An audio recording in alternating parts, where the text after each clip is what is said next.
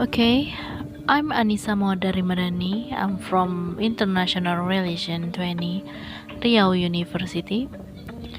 Here I will explain you about DAS, how to use and examples. So focus on my explanation, okay?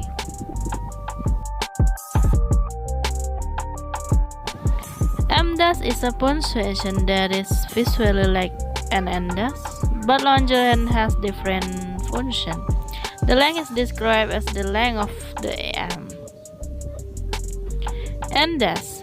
The NDAS is slightly wider than the hyphen, but narrower than the MDAS. The length is described as the length of the N.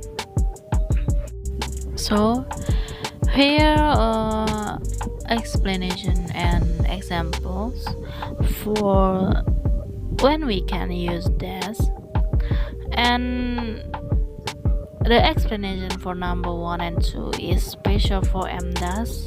The number 3 is special for N dash.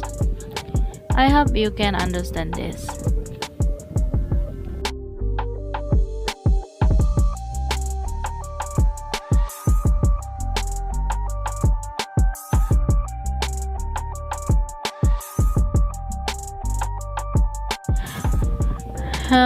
I think that's all from me.